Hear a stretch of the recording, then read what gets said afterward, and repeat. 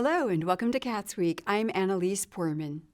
On April 10th, during the Bloomington City Council meeting, City Clerk Nicole Bolden introduced a resolution expressing support for the Bloomington Public Transportation Corporation regarding a $35 million grant application. Resolution 2024-09, a resolution expressing support for the Bloomington Public Transportation Corporation application for fiscal year 2024, Section 5339B, funds for design and construction of a LEED-certified climate-resilient administrative operations and maintenance complex. The synopsis is as follows.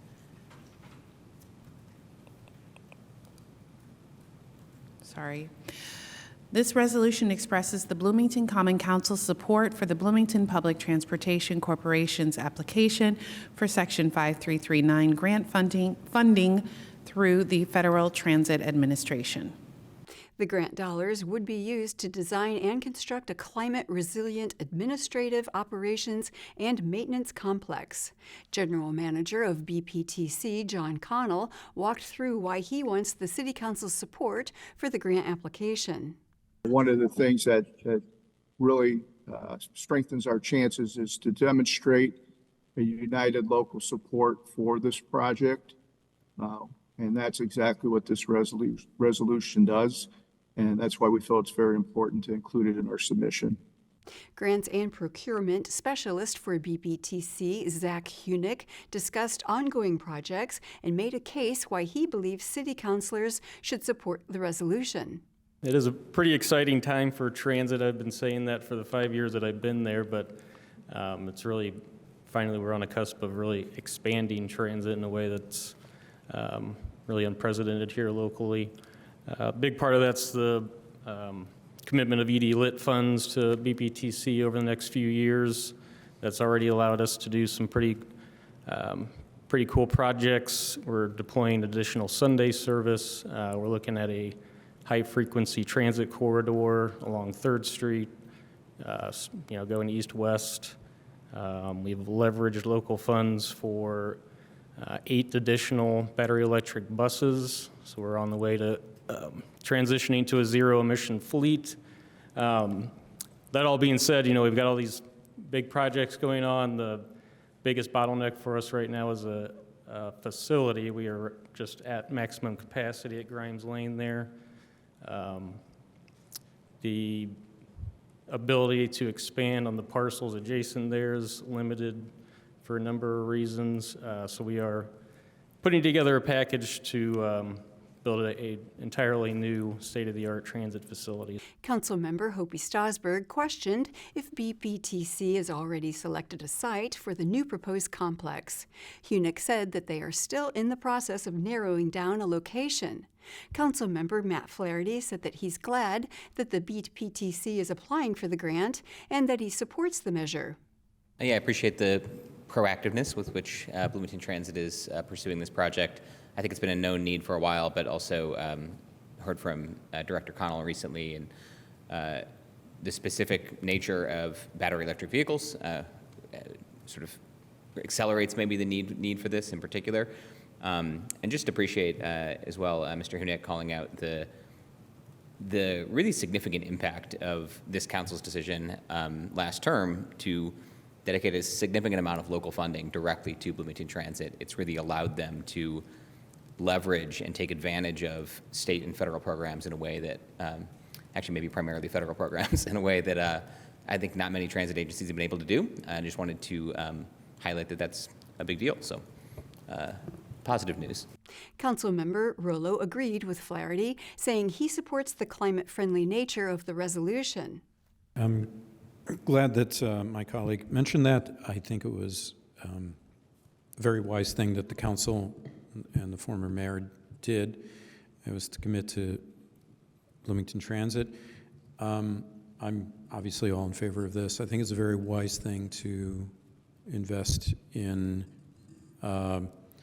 an alternative to liquid fuels for climate and for other reasons, vulnerability to oil supplies and so forth, and fluctuating costs.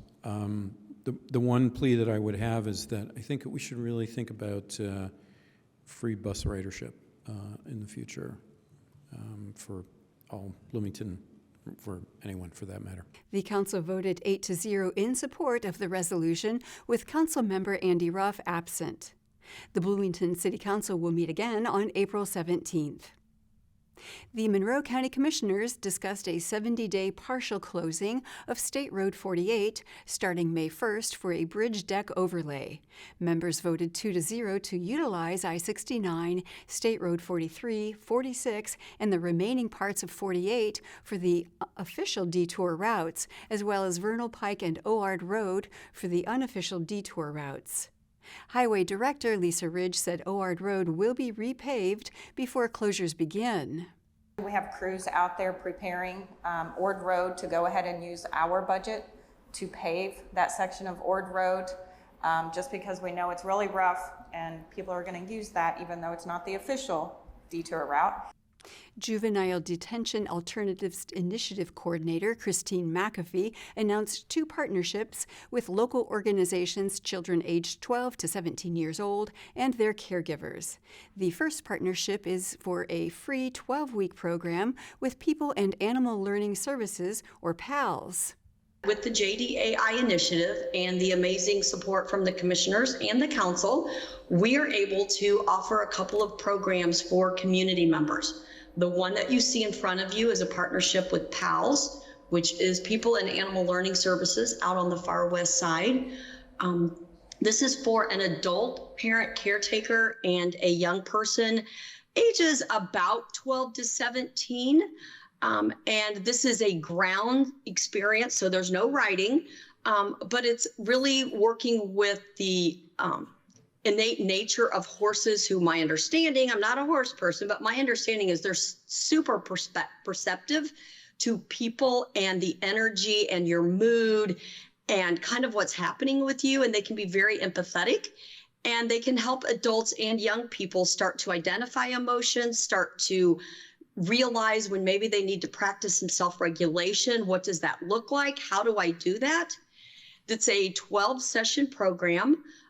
Last week when I sent you this, we had 10 spots available. Today, I'm here to tell you that we are full, but we also have funding to do this in the fall. The second partnership is with the Parent Project, which will provide free classes for parents raising children with behavior issues. McAfee elaborated on this opportunity. We have partnered with a local youth serving agency, Nancy Hughes Family Solutions, and we are providing a parenting support program for those raising adolescents, again, between that 12 to 17 years of age. This is an educational, manualized, evidence-based program, but it also is designed to provide support to families. When parents are struggling with their kid, with raising children, sometimes it can feel pretty isolating. And part of this goal is to help parents know you're not alone. We do have resources available, and as a community, we want to support your efforts in raising your kids. We also know that 3 hours is a really long time for parents to be able to manage to get away from their families.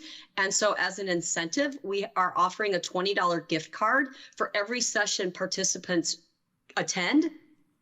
It's a Visa gift card, so there's no expectation or requirements on what that is spent on. It could do some, it could support transportation costs. It could buy dinner for your family if you're going to be gone, or something just nice for yourself if that's what you want to do. As stated, all 10 spots have been filled for the PALS partnership, but community members have until April 17th to register for classes through the Parent Project. Those interested can contact Christine McAfee at 812-349-2649. The next Monroe County Commissioners meeting will take place April 17th from 10 to 11:30 a.m. At the Monroe County Council meeting on April 9th, Jail Commander Kyle Gibbons reported to the Council on the state jail inspection that took place on April 2nd, saying that the jail got a positive review due to all of the hard work that's been done since Sheriff Ruben Marte got elected. I just wanted to give you guys a quick update on April 2nd. We had our jail inspection, state jail inspection. We received high marks as pertains to the facility. in cleanliness and operations. The condition of the facility, in its current condition, the jail inspector said it's one of the cleanest in the state that he's seen. So that's really just a product of the staff, the inmate workers, everybody working together, and the commissioners and the council and everybody, Monroe County, making that happen. So that's actually really good to hear somebody at that level speak to that. He met with multiple members of the inmate population in the women's and the men's dorm. They spoke very highly, the inmates themselves, the residents, of the culture change, as well as the physical change in the facility since Sheriff Marte took office. The jail inspector determined that we have satisfied our obligations as it pertains to the Indiana County Jail Inspection Standards. Councilmember Pete Iverson asked if the inspectors commented on any of the structural issues with the jail. Gibbons responded. We know that just a few weeks ago, the elevator was broken and there's been ongoing issues with different structural impacts of the jail, elements of the jail, excuse me. Were any of those found in the inspection, or can you talk to us about some of the more long-term structural deficits of the building? As far as the structure of the building goes, the inspector did give us a ding on the elevator. We've got negative marks for locks in the facility. They're not always secure. They don't always show secure. We had remarks for some lack of cameras in certain areas. As you guys know, when we went through the pony training, there are different requirements for newer facilities in terms of what years certain things come into place, and we'll be able to get ahead of that. So although we're within realm of operation, he still saw that as a potential issue, which we have already talked about. Sure. But structurally, he again stated that it's a failing facility. Councilmember Cheryl Munson asked about the roof and if they noted any damages. Gibbons said that there was a recent storm that had heavy rains. It did lead to some leaking. Was there any comment about the roof and the problems that it had caused in the past, or is this completely resolved? Because I know we will be using our current jail for some time more until our new one is complete. We did look at it. It was after a pretty hard rain, and I don't know if it was because of that weather, how seriously hard the rain came down. We did have a small leak again in a different place.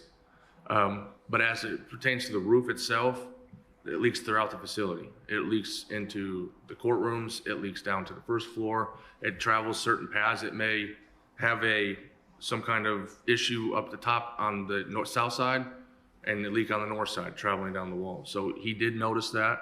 Okay. The issue that we had before with that ceiling initially, that's been rectified, but it's got another leak within 2 feet of that area. So it's going to be a continuous issue with that roof. Chief Deputy Phil Parker gave an update on the eclipse and said that they had no issues during the event.